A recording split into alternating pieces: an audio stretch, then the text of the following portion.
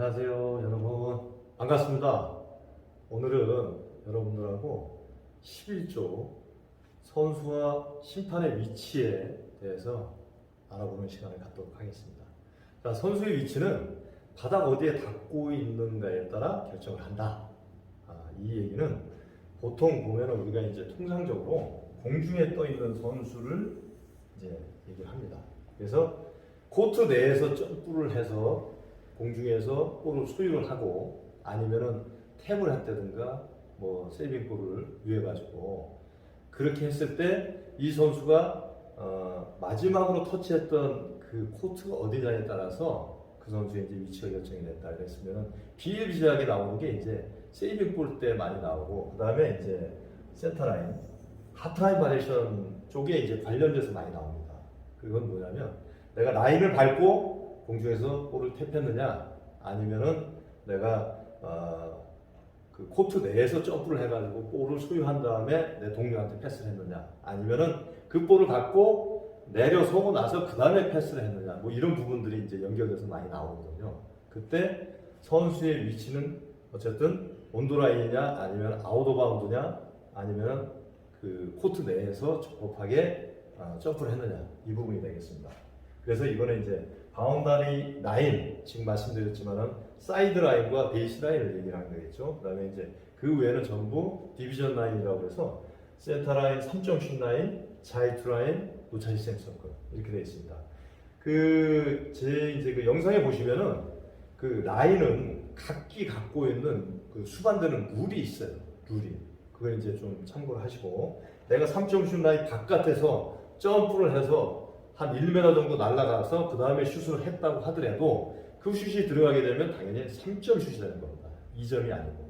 그래서 가상의 경계선을 넘어갔다고 하더라도 내가 점프하기 전에 위치했던 그 위치가 내 위치가 되는 거죠. 그리고 노차지 세미서클 라인에 대해서는 한 가지 이제 좀 다른 그 잣대로 보고 있습니다. 지금 내가 물론 이제 뭐 슬라이드나 아니면 앞으로 나가거나 이런 부분들이 아니고 가만히 서 있는 상태에서 내가 지금 노차지 세미서클 안에 지금 위치하고 있다가 내가 뒤꿈치를 들잖아요. 그러면 다른 경계선 같은 경우에는 전부 내가 뒤꿈치를 들게 되면 라인을 밟지 않은 거기 때문에 지금 바이올레이션 상태가 아닙니다. 그런데 노차지 세미서클은 뭐냐면 내가 라인을 밟고 있다가 뒤꿈치를 들었어요. 뒤꿈치를 들어가지고 수직선상으로 봤을 때 라인이 물려있다. 그러면 이 선수는 노차지 세미서클 안에 있는 겁니다.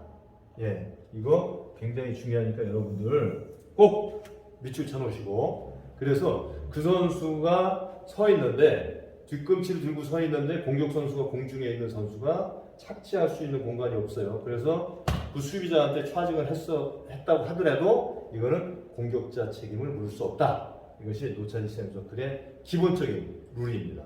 그래서 이 부분은 꼭 알고 계셔야 되고 그 다음에 심판의 위치 역시 마찬가지로 선수들하고 똑같습니다. 굉장히 오래전에 제가 창원 경기에서 한번 있었던 일인데요. 이게 이제 나중에 기사를 검색해보면 아마 나올 수도 있을 것 같습니다. 조우현 선수라고 슛이 굉장히 좋은 선수였는데 이 선수가 내가 코트 내에 있었고 볼이 나가려고 들었는데 제가 이제 미처 못 피했어요. 그래서 내 몸에 맞고 볼이 떼우르르 굴러가는데 그 볼을 잡아가지고선 3점슛 라인 바깥이었죠. 그 볼을 잡고 슛을 던졌는데 그 볼이 들어갔어요. 예, 3점이 됐었습니다.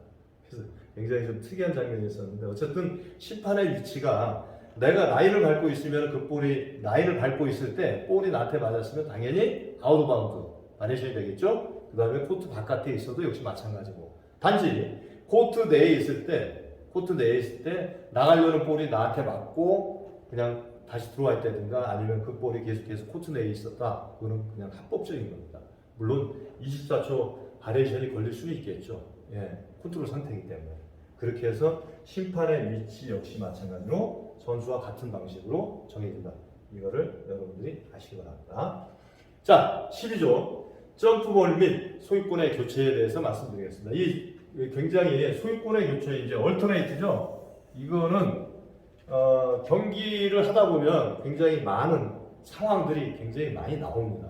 이 부분에 대해서. 그래서 여러분들이 정말 이건 굉장히 귀담아 들으셔야 될 내용이 굉장히 많습니다. 자, 점프볼의 정의에 대해서 말씀드릴게요. 점프볼은 1쿼터 시작 시 센터 서클에서 양 팀의 선수 2명 사이에서 심판이 볼을 토스하는 것이다. 이게 정의예요.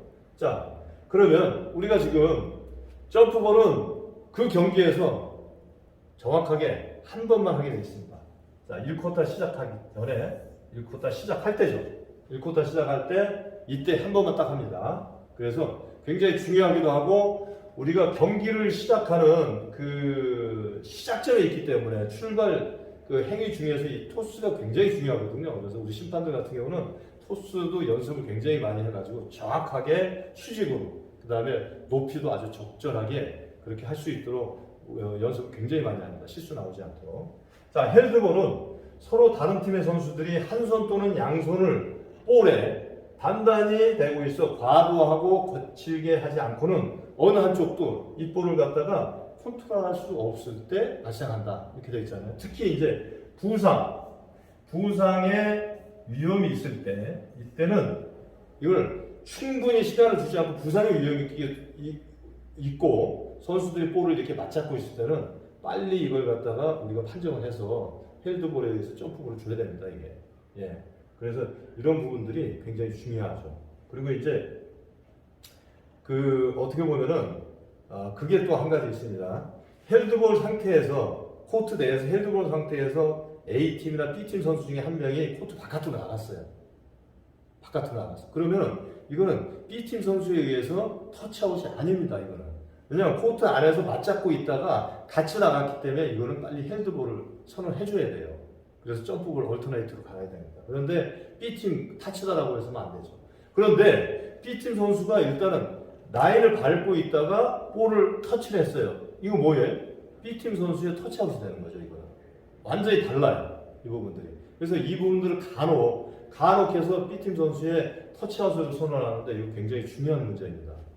특히 승부처 같은 경우에는 꼭 아시고. 자, 그 다음에 점프볼의 절차에 대해서 말씀드릴게요. 절차. 어떻게 되냐? 점프는 이게 이제 1쿼터 상황이죠. 1쿼터.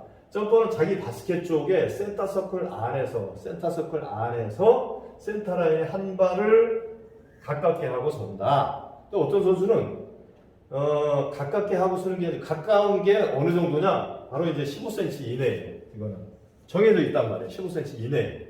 그런데 이 선수가 뭔가 이제 이득을 보기 위해서 많이 물러나 있다가 그걸 도약하기 위해서 이렇게 이제 하는 선수도 있고 또 심판이 토스를 하자마자 뒤로 물러나 버리는 선수가 있어요. 탭 되기 전에. 이런 것도 역시 마찬가지로 바이레벨입니다. 알았죠? 한 팀의 동료가 연속해서 선 경우 상대 팀이 원하면 양보한다. 이것도 많이 나와요. 또 서로 뭔가 뭐 기싸움을 하기 위해서 이런 부분도 있긴 있는데 자, 내가 이제 A팀 선수예요. 그리고 A팀 동료가 나하고 같은 동료가 연속해서 섰어요. 그런데 B팀 선수가 이 중간에 서고 싶다고 얘기를 해요. 그러면 당연히 양보해야 됩니다. 그래서 심판이 자, A팀 두 선수 간격을 넓혀줘서 B팀 선수가 들어오게 할 수 있게 들어올 수 있게 그렇게 해줘야 됩니다. 그래서 원하면 양보를 해야 된다. 심판은 토스한 선수가 닿을 수 없을 정도의 수직 높이로 토스를 한다. 아까도 이제 말씀드렸지만은 정확하게 수직으로 그 다음에 높이가 어느 정도냐면은 골대 높이가 이제 우리 그 링 높이가 3.5m잖아요. 그 높이 정도 해주는 게 가장 적절합니다. 그리고 이제 뭐 선수가 정말 더 큰 선수, 뭐 하승진 선수 같이 뭐 이런 선수가 있을 경우에는 더 높이 해가지고선 탭을 할 수 있도록 그렇게 해야 되겠죠. 자, 그리고 볼이 정점 이후에 정점 이후에 점퍼즈 한 명이 볼을 탭해야 한다 이렇게 돼 있죠. 근데 볼이 올라오고 있는데 토스된 볼이 올라오고 있는데 바로 거기에서 탭을 했다든가 이러면 이제 바리에이션이 되는 겁니다. 또 뭐 나중에 나오겠지만은 이 볼을 갖다가 토스하지 못했을 땐 또 어게인으로 해서 다시 토스를 해야 되고요. 자, 절차에 대해서 말씀드릴게요. 점퍼는 합법적으로 볼이 탭되기 전까지는 위치를 떠나면 안 된다 그랬죠. 예, 점퍼. 아까도 말씀드렸잖아요. 15cm 이내에서 발을 대고 있다가 이 볼이 탭이 되고 나서 그 다음에 나갈 수 있는데 그렇지 않고 토스를 했는데 그냥 물러나 버렸다든가 위치를 벗어난다든가 이러면은 그것도 역시 마찬가지로 바리에이션이다. 점퍼는 볼이 다른 선수에게 터치가 되었거나 바닥에 닿기 전까지 그 볼을 잡거나 이제 소유를 한다는 거죠. 두 번을 초과하여 태포해서도 안 된다. 자, 내가 지금 태포예요. 한 번, 두 번까지 괜찮아요. 예를 들어서 이쪽을 했다 해든 뭐 이건 상관이 없죠. 그 다음에 세 번째 또 탭을 했다. 이거는 바리에이션입니다. 그리고 탭을 해놓고 아무도 맞지 않았어요. 선수도 아무도 맞지 않고 그 다음에 볼이 바운드 되지도 않았는데 내가 그 볼을 소유했다. 이것도 역시 바리에이션이 되겠습니다. 예, 이거 같은 경우에는 가끔씩 나옵니다. 이렇게. 그리고 볼이 이제 중요한 게 두 손을 뭐 잡지 않다고 하더라도 이 태퍼가 지금 분명히 여기를 탭을 하고 되겠잖아요. 탭. 근데 이걸 갖다가 여기다 레스트 볼을 해서 이렇게 잡아서 이렇게 던졌다. 이것도 역시 바리에이션이죠. 그죠? 예.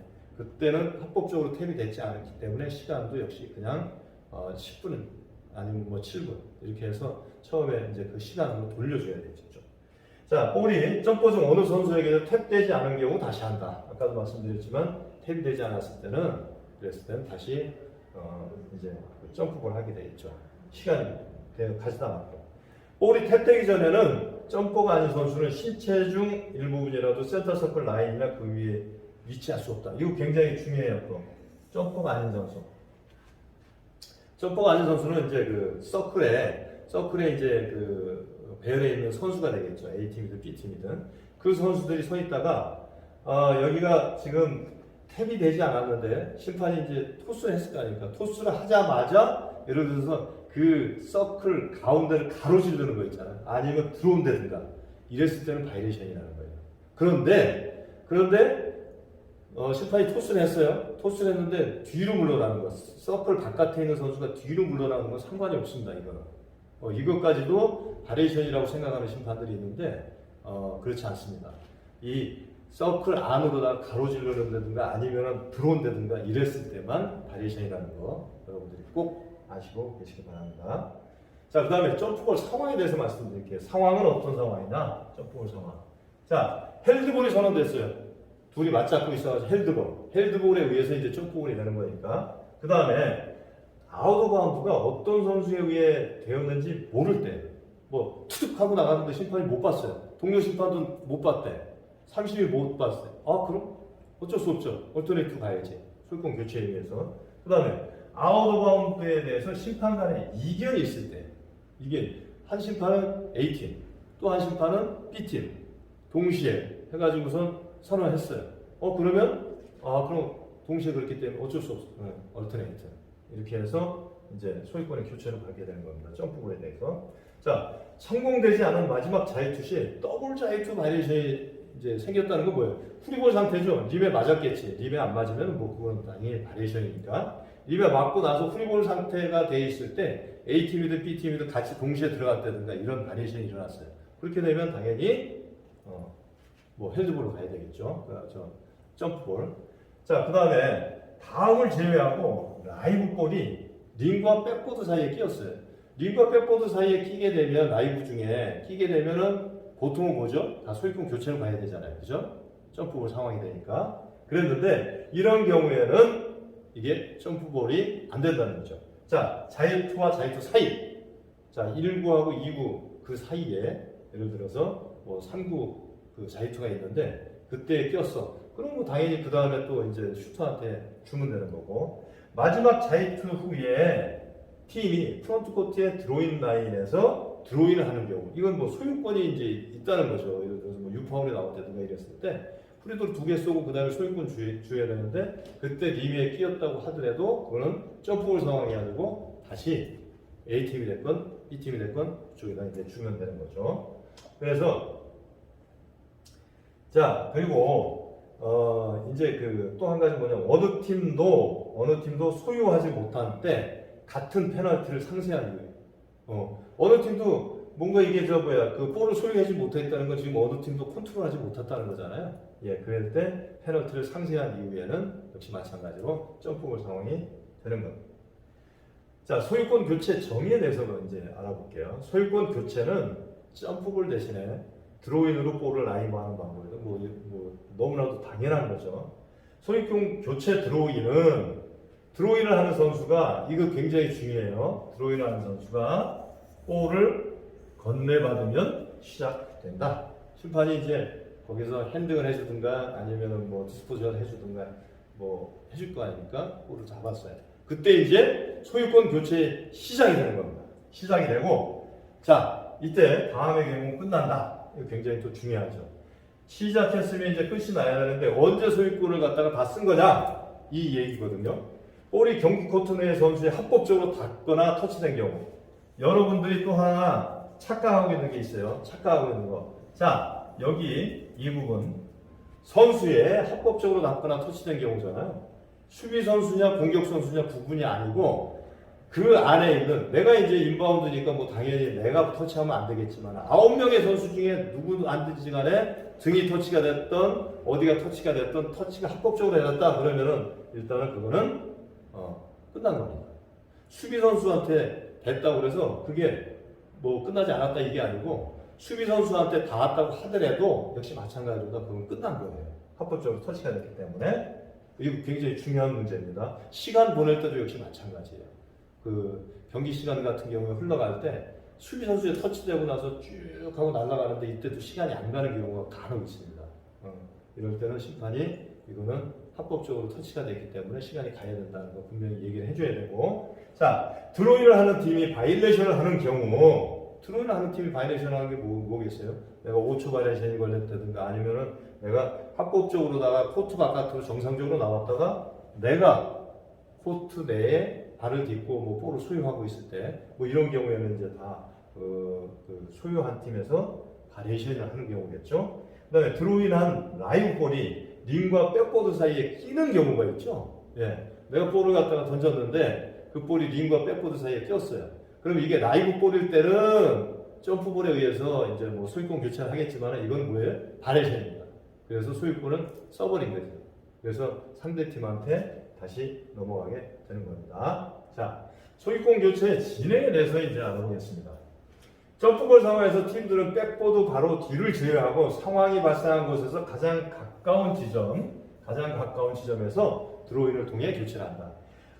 우리가 봤을 때 이 백보드 바로 뒤 왜 베이스라인 쪽에 여기를 왜 가지 말라고 그러냐면 내가 이제 소유권을 갖고 있는 팀이에요. 그래서 볼을 갖다가 예를 들어서 롱패스를 한다든가 이럴 때 간혹적으로다가 자주 나오지는 않지만 백보드 뒤에 맞고 바로 이제 그 아웃 오브 바운드가 되는 경우가 간혹 있거든요.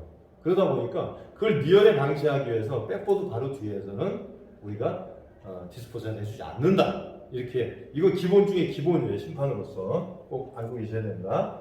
자 그리고 점프볼로 코트 내 라이브 볼의 컨트롤을 얻지 못한 팀은 첫 번째 소유권 교체의 자격을 얻는다.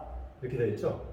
이게 이제 뭐냐면 처음에 이제 1쿼터에 우리가 1쿼터에 아까 말씀드렸지만 점프볼 한 번 하지 않습니까? 이때 점프볼 했어요. 점프볼 했는데 템포가 A팀이야. A팀 선수가 5번 선수가 볼을 쳤는데 그게 바로 아웃이 됐어요. 그럼 이게 지금 소유권을 얻은 건가요? 지금? 컨트롤하지 않았죠. 그래서 이 터치아웃에 의해서 B팀이 처음에 이제 공격을 하지 않습니까? B팀이 공격을 해요. B팀이 합법적으로 해서 터치가 되고 뭐 소유권을 다 썼단 말이에요. 지금 이거는 터치아웃에 의해서 소유권을 썼죠. 그 다음에 소유권은 어디가 되냐면 A팀이 갖는다는 거죠. 예. 지금 이거는 내가 소유하지 않았기 때문에 그거는 역시 마찬가지로 B팀이 먼저 공격을 했고 그 다음에 A팀의 소유가 되는 겁니다. 자, 그리고 소유권 교체 드로잉 도중에 바이레이션을 범한 경우 해당 팀은 소유권 교체 드로잉을 일으켜낸다. 아까도 말씀드렸지만 그때 도중에 소유권 교체 드로잉 도중에 바이레이션을 범했을 때는 뭐 어초 바이레이션이 됐든 아니면 인바운드가 됐든 그때는 어쨌든 간에 드로잉을 일으켜낸다.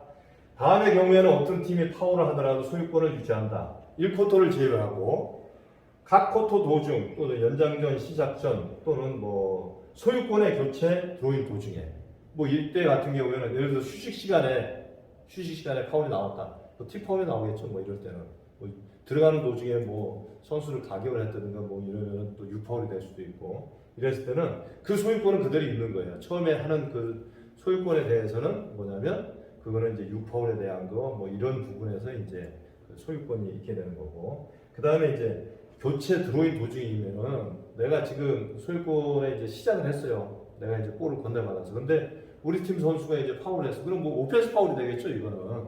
팀 컨트롤 파울이니까. 그때도 소유권 아직 쓰지 않았다는 거. 왜냐면 인바운드에서 터치가 됐다든가 내가 바레이션이나 이런 게 아니고 팀 동료에 의해서 파울이 일어났을 때는 그때는 어쨌든 간에 소유권을 쓰지 않은 거다. 이렇게 생각하시면 되겠습니다. 자, 그래서 지금 이 소유권 교체는 그 현장에서 아주 비일비재하게 굉장히 많이 나와요. 이런 부분들을 여러분들이 여기서 정확하게 알고 계시고 또 이게 정말 살만 먹을 정도로다가 이게 숙달이 돼 있고 내가 통달이 돼 있어가지고 그거를 갖다가 상황이 일어났을 때 즉각적으로 처리할 수가 있는데 그렇지 않으면은 이거 어떻게 해야 되지? 저렇게 해야 되지? 하면서 또 뭐 심판들 간에 뭐 서로 또 얘기를 하다 보면 이게 우왕좌왕되고 굉장히 그 경기가 뭐 이렇게 뭐 안정되지 않은 그런 경우가 있거든요. 그래서 이런 부분은 굉장히 정확하게 잘 알고 계셔야 됩니다, 여러분들. 그래야지만이 경기를 원만하게 물 흐르듯이 잘 할 수 있다는 거 여러분들 꼭 알고 계시기 바랍니다. 여러분들 감사합니다. 다음 시간에 뵙겠습니다.